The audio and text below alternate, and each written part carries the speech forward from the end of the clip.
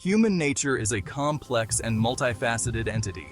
It is a tapestry woven with threads of light and shadow, each contributing to the intricate design of our existence. It encompasses both the luminous and the shadowy, the benevolent and the malevolent. These dualities coexist within us, shaping our actions and reactions in ways we often do not fully comprehend. While we often celebrate our capacity for compassion, empathy, and altruism, these qualities are only one side of the coin. We must also confront the darker aspects of our being, those parts of ourselves that we might prefer to ignore or deny. Ignoring this darker side leaves us vulnerable to its insidious influence. It can manifest in ways that are harmful to ourselves and others, often without our conscious awareness. Acknowledging the potential for cruelty, selfishness, and violence within ourselves is not an exercise in pessimism. Rather, it is a courageous act of self-awareness.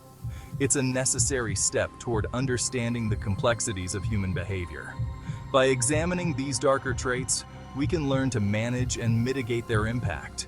By shining a light on these unsettling truths, we can begin to develop strategies for mitigating their impact.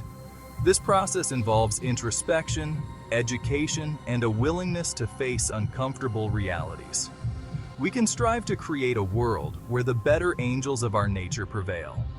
This requires collective effort and a commitment to fostering environments that nurture our positive qualities. This exploration delves into the depths of human psychology. It seeks to uncover the roots of our darker impulses and understand how they can be transformed. We will examine concepts like the shadow self, the Stanford Prison Experiment, and the Bystander Effect. These studies reveal the latent potential for darkness within us all. We will confront the chilling reality of dehumanization, a process that allows individuals to commit acts of cruelty without remorse, and the disturbing traits of the Dark Triad, which include narcissism, Machiavellianism, and psychopathy. These traits can lead to manipulative and harmful behaviors. This journey is not for the faint of heart. It requires bravery and a willingness to confront the uncomfortable truths about human nature. But it is a necessary one. Through this exploration, we can gain a deeper understanding of ourselves and others. For it is in understanding our capacity for darkness that we can truly appreciate our potential for light.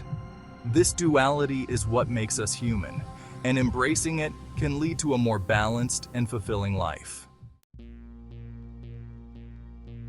Swiss psychiatrist Carl Jung proposed the concept of the shadow self to explain the hidden aspects of our personality. This idea has since become a cornerstone in the field of analytical psychology, offering profound insights into the human condition. The shadow self, according to Jung, is the unconscious part of our psyche that contains the primal instincts, repressed desires, and unacceptable impulses that we reject or deny.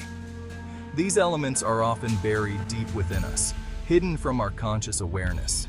Yet they influence our actions and reactions in subtle and not so subtle ways. It is the repository of everything we deem undesirable or incompatible with our idealized self-image. This hidden cache of traits and emotions can include anything from anger and jealousy to creativity and intuition that we have not fully embraced. The shadow self is not inherently evil. It is a raw, instinctual force that can manifest in both destructive and constructive ways. For instance, while it can lead to harmful behaviors if left unchecked, it can also be a source of creativity, passion, and vitality when integrated into our conscious lives. However, when the shadow remains unacknowledged and unexamined, it can exert a powerful and often destructive influence on our thoughts, emotions, and behaviors. This unexamined shadow can lead to self-sabotage, projection of our own flaws onto others, and a general sense of inner turmoil. Jung believed that confronting and integrating the shadow self is essential for psychological wholeness. This process, known as shadow work, involves bringing these hidden aspects into the light of consciousness, where they can be understood and managed. By acknowledging and accepting these darker impulses, we can begin to understand and manage them. This journey of self-discovery can lead to greater self-awareness, emotional balance, and a more authentic way of living. Repressing the shadow only gives it more power. When we deny these parts of ourselves, they can manifest in unexpected and often harmful ways, affecting our relationships, our work, and our overall well-being. The shadow self is a reminder that we are all capable of great darkness, but it also reminds us of our potential for growth and transformation. By facing our shadow, we can unlock hidden strengths and potentials that we never knew existed. It is a call to self-awareness, introspection, and the continual work of integrating all aspects of our being. In doing so, we move closer to achieving a balanced and harmonious life, where all parts of our psyche are acknowledged and valued. In 1971, Philip Zimbardo conducted the infamous Stanford Prison Experiment. This social psychology experiment aimed to investigate the psychological effects of power dynamics and social roles. Zimbardo's goal was to understand how situational variables could influence human behavior, particularly in a prison-like environment. The results sent shockwaves through the scientific community and revealed the chilling ease with which ordinary people can succumb to cruelty. The experiment highlighted the dark potential within us all, showing how quickly and drastically behavior can change under certain conditions. Zimbardo transformed the basement of Stanford University's psychology building into a mock prison.